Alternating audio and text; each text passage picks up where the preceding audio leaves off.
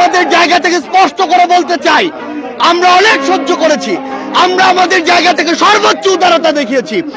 আমরা দেখেছি এই অভ্যুত্থানের পূর্বে কারা কতটুকু এই অভ্যুত্থানকে সমর্থন করেছিল। আমরা দেখেছি এই বাংলাদেশ থেকে শেখ হাসিনা পালিয়ে যাওয়ার পরে কাদের মন সবচেয়ে বেশি খারাপ হয়েছে। আমরা আমাদের জায়গা থেকে স্পষ্ট দেখেছি যখন এই বাংলাদেশে অভ্যুত্থান পরবর্তী সময় একটি অস্থিতিশীল পরিবেশ হওয়ার কথা ছিল, তখন কিভাবে আমাদের এই মাদ্রাসার ভাইরা ওই মন্দিরে গিয়ে পাহারা দিয়েছে, কিভাবে 5ই আগস্ট রাতে সারা রাত ওই মন্দির পাহারা দিয়ে সকালে ফজরের নামাজ তার সামনে রাস্তায় পড়েছে। সেখানে এই সহানুভূতিকে কেউ যদি প্রশ্রয় হিসেবে দেখে, আমরা স্পষ্ট করে বলে দিতে চাই, শুধু অন্তর্বর্তীকালীন সরকার নয়, বৈষম্য বিরোধী ছাত্র আন্দোলন নয়, জাতীয় নাগরিক কমিটি নয়, পুরো বাংলাদেশ একসাথে এ সকল উগ্র